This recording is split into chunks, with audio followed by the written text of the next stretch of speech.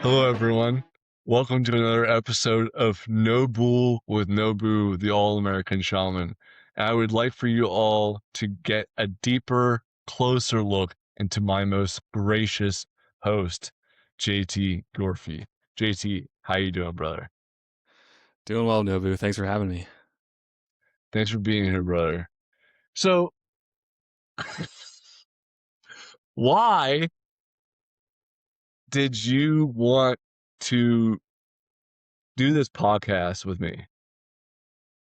I think the first reason is it's just fun to talk to you. So I wanted a structured outlet in order to do that on a regular basis. And I was happy that you were also game to meet once a week and record for about an hour. And I also like the creative outlet of, editing and posting things and just having like a dialogue to learn more and explore different ideas. And you are definitely one of, if not the most interesting person that I know.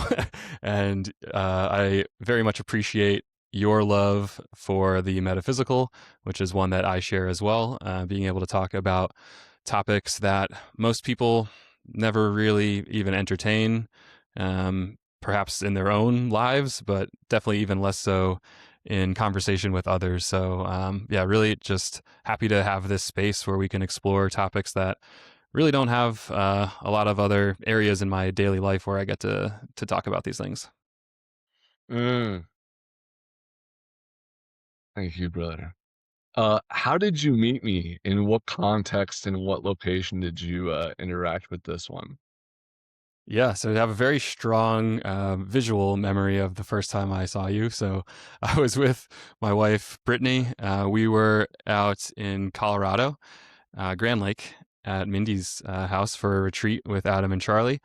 And I guess how I got there initially, so Stephen Barry is an astrologer, and I knew him through a friend, through a couple friends, Mike and Ralph. And so I had a few astrology readings with him over the years prior to that retreat. And he mentioned that Bufo might be a very powerful and beneficial medicine for me to keep an eye out for in my life moving forward. And so I kind of had that in the back of my mind. And then he actually reached out a few weeks later and he was like, oh, there actually is going to be a Bufo ceremony out in Colorado this summer. I'm going to go to it. If you wanted to join, let me know. I can link you up with Adam and Charlie, the organizers, and see if there's a spot. So I was all for it at the time. Um, and maybe like still to a certain extent, maybe like part of this podcast is that too. Have been on a soul searching journey for a long time now. I know that in my day to day life, have my responsibilities and this, that, and the other, but I've always just questioned things at a deeper level as to, why are we all here? Like, what is the meaning of life? What is the fabric and structure of time space? Like, why is this all happening? So those kinds of questions led me to explore different modalities. I think yoga was kind of like the gateway into more of like the spiritual philosophy.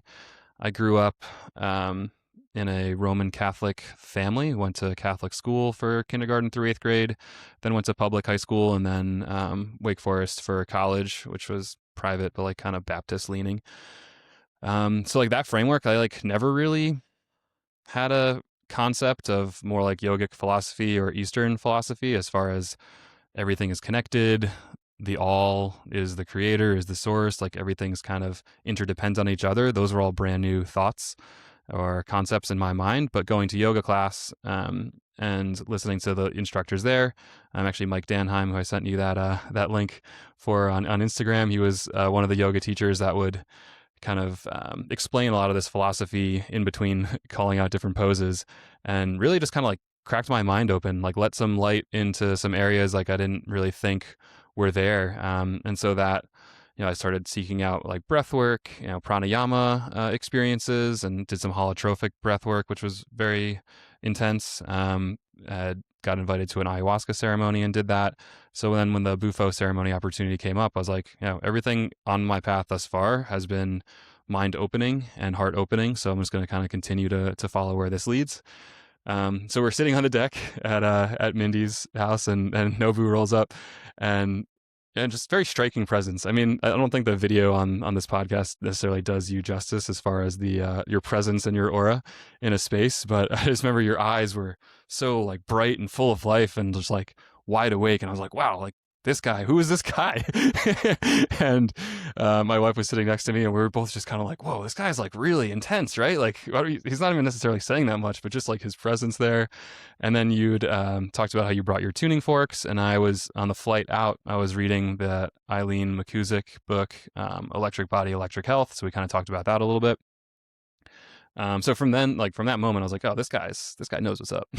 so I tried to just kind of like stick near you throughout the course of the ceremony and just like listen to what you're saying, and was just kind of blown away by some of the stuff that would come out of your mouth in a good way.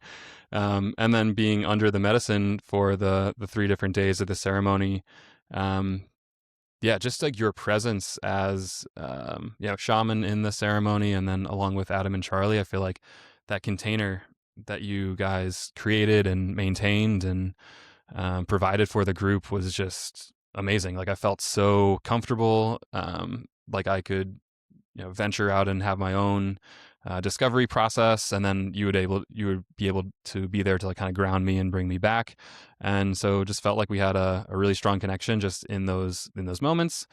And then flying back, Newark, New Jersey, for folks that have flown into Newark, and I was living, I think I just moved out. I was living there recently before, then moved in with my wife in a town nearby.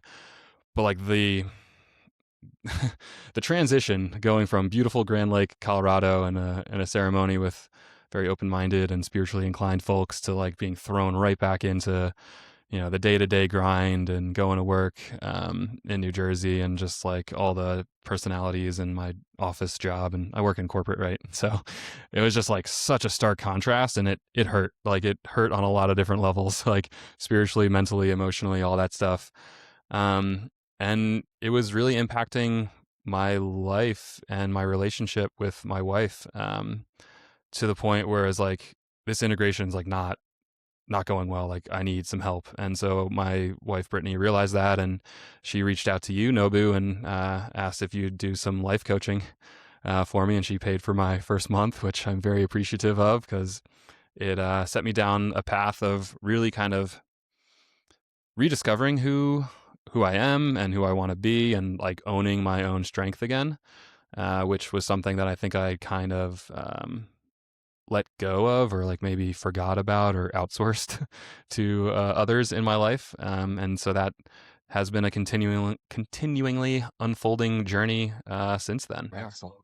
Thank you, JT. You brought up the fact that you've done yoga, you worked in the corporate atmosphere, you've dipped your toes, the breath work, you've dipped your toes in all these different spheres. What is it you hope to gain / bring to other people who watch this podcast? Yeah. I think the thing for me that was most impactful, that I'm hoping others kind of pick up from our conversations, and just like the ideas and ways we talk about things, is that there's always more, and there's always a way that you can kind of work along the margins of your life and of these kind of rules of the universe, like the way that the universe is structured and operates. Like there's kind of little tips and tricks that you can use to make your day-to-day life better. I'm not going to say like life's totally going to change, and that's actually something that we were actually just talking about this before we started recording. It's like it's no finish line. Like there's never a finish line where like things are easy and then you just chill and like everything's cool and you don't have to stress anymore. Like I think coming into my spiritual journey, that's what I was hoping for. But the more I learn, the more I realize the exact opposite is true. Whereas like the more that you grow and evolve and develop and strengthen, then the more challenges that the universe will give to you, more opportunities for you to grow even further. And so that's the flip in the mental framework that I'm really embracing these days. Of I'm not trying to escape my reality anymore through various different maybe substances or modalities. I'm trying to dig in more to the experience and take the challenges as learning opportunities and opportunities to prove to myself that I'm capable of rising to them. Mm, excellent. I'm very proud of you. Although Thank you, Nobu. this interview is going to turn into a proverbial teacher testing the student experience. So, how did I, during our time coaching together, teach you or encourage you or show you to take action and be involved with your experience of life? Um, well, the good old phrase "everything happens for you," I think, is really the foundation. And again, that kind of mental flipping of the script is like I was historically, previously, maybe growing up, more of that victim mindset, like, oh, this happened to me, and woe is me, and everything's going wrong, and not really taking accountability and ownership for my own impact on my lived experience. So you're pointing that out in a very direct way of like, no, like everything that you're experiencing is because you are manifesting that probably for a good reason because there's lessons in here that need to be learned and you will continue to be served these lessons sometimes painfully until you're able to truly learn them, integrate them, embody them, and then move on to the next lesson. um, so I think that kind of along with just more of like the basic, blocking and tackling, as they say, of just like exercising every day, getting sleep, making sure that your circadian rhythm is more aligned with the natural state of our biological needs, like having, when the sun's going down, like start winding down, like go to sleep, it'll make you feel recharged, like having all that physiological um, baseline, just taking care of yourself, that I think often got pushed aside in my life previously, where it's like, my own personal needs are not relevant because I have this, that, and the other thing going on. But um, yeah, you're stressing that these kind of like very foundational aspects of my life were very important, and then like Mhm, also just strength training as well. As far as I was doing more like yoga and kind of more like low key types of exercising, like skateboarding and rock climbing were kind of the things I was doing. But I started getting into weightlifting, joined a CrossFit gym, Blue Titan in Rockaway, New Jersey. Shout out. And got so much stronger physically, which made me mentally feel that much stronger as well. So it's your internal is a reflection of your external. I think that's another one of these kind of truisms that you really solidified working together over that time. And so as I've been able to improve my internal mental state, it helped to improve my external mental state, and then it's a kind of virtuous cycle feeding itself over time. Thank you. what do you perceive to be the biggest lie or most prominent lie or false belief that most people that you've encountered in your experience of life hold on to? I'm kind of stumped on this one. The biggest lie as told to by other people, or the ones that like we kind of create ourselves? It could be either or. I mean, I guess my initial reaction, like the biggest lie, is that you're not in control of your own destiny. That'd probably be the biggest one. It's like people like to tell you that, there's these external forces and all these different things and all these different circumstances, and you can't, there's all these things that are out of your control, which, I mean, to a certain extent, there are things out of your control, but also to a large extent, you have way more power than you could ever even imagine. And not that saying that I'm like fully embodying that as well, because I see myself limiting myself on a daily basis. But I have faith that the power of human potential is nearly unlimited if we just stop doubting ourselves. Excellent. Why, in context of what you just said, why is taking action in any level of intensity or form consistently. So, so, so important.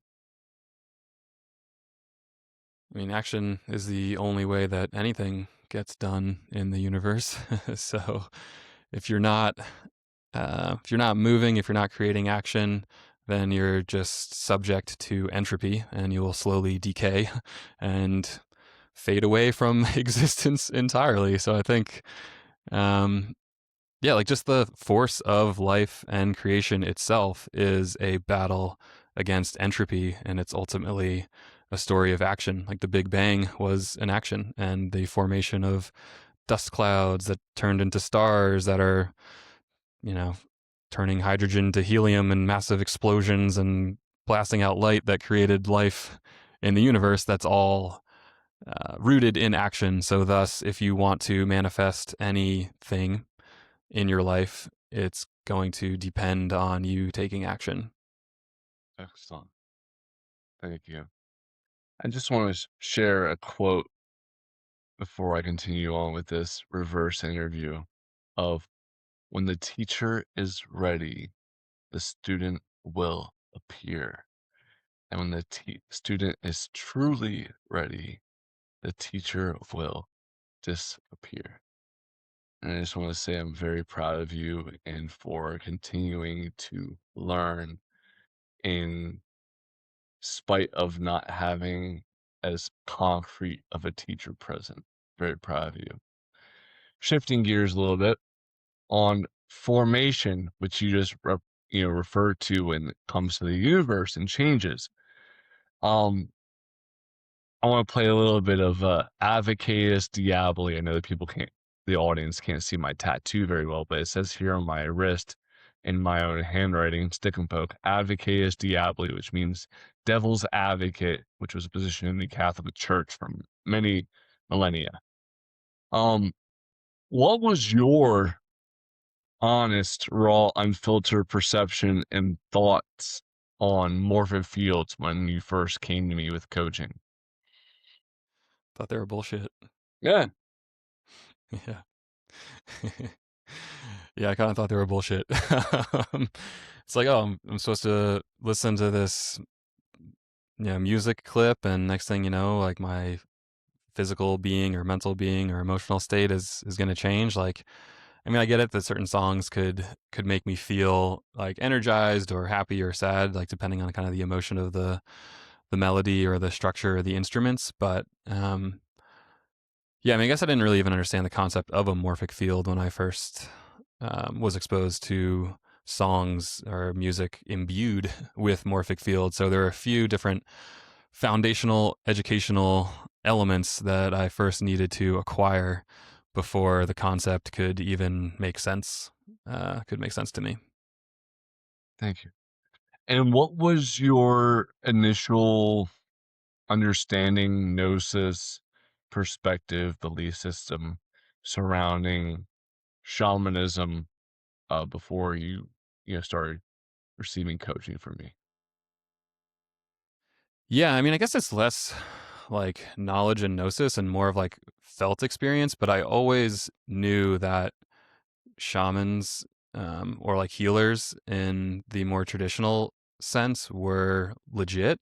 Um, yeah, not because of any experience. Like I grew up in the suburbs of New Jersey, and went to Catholic school, and my mom was a teacher. My dad worked in technology, so like I didn't have any experience and wasn't exposed to shamanistic practices at all. Really throughout my life, but for some reason I just had like this deep knowing that like they were onto the truth much more so than doctors were. Um, and actually, I started college as pre med, and like went to some hospital volunteer efforts and volunteered on an ambulance squad, and it just felt like the role of the healer and the role of a doctor were far apart when I thought in my mind that they should be one and the same. It's like, oh, a doctor helps you heal. But no, it seemed like in the system that I was witnessing, it was almost the opposite, where they weren't really interested in truly finding the root cause of why you were in a bad state. They were just trying to, patch on some prescriptions and procedures to alleviate symptoms rather than actually trying to help you restructure your life so that you would get better on your own. So I dropped out of pre med and tried finance and hated that, and then went to economics and found that to be a little bit more interesting. So that's where I ended up there. But yeah, I mean, I think coming into it, like I was very interested to learn kind of what a shaman did as far as like how it all worked. That was all new to me, like the trance state and working with different plant and animal medicines and just like connecting on these different frequencies and these different dimensions. Like that was all um, learned over time, especially interacting with you as well. But I guess kind of coming into it, I always knew that shamans were legit. I just didn't know why. Thank you. As you worked with me in coaching, how would you describe to the audience my style of instruction and of teaching and training you? It's like a hybrid of being very direct yet speaking in riddles. So it's like your delivery is like no nonsense, and you're not pulling any punches, you're not sugarcoating anything, but at the same time, it's like you still need to figure out exactly what the message was because it was like encoded often in either tasks that needed to be accomplished or maybe poems or metaphors or things like that. So it's like you always came out of it knowing you needed to take some action, but like you might need to figure out like why or what or how to go about doing it. Mm, excellent. What would be the biggest piece of advice you would give to anyone else listening or watching this who's considering taking me up on any of my services? Yeah, I mean, I guess the piece of advice would be first on their own side of being clear as to why, why they want to work with you. You have your life coaching, which I think is probably somewhat of a different why than going to like a shamanic service, like doing like a soul retrieval or energy clearing or any of the other kind of various like medicine type of approaches. So I started with you as on the like the life coaching track, and then also did some shamanic services as well. And I think the progression of that for me felt good because it was first more grounded in that 3D, like the real day to day of like, let me get my structural 3D, my body in a good place so that like I have these kind of base building blocks to then know that at least I have a strong enough foundation where I can start thinking about energetics. Because I think if you jump straight into energetics without the kind of solid grounding, then you might not get as much out of it. You could probably speak more to that, Nobu, yourself on maybe some of the dangers of not having a solid base before doing energy work. But yeah, my advice would be like get clear on your intention why, and then kind of like ask Nobu about his approach in doing so, and kind of what he expects out of you as a participant, and just be committed to the process. And if it's uncomfortable, then it probably means it's working. Excellent. Thank you. Do you have anything you'd like to leave me with or the audience listening, JT?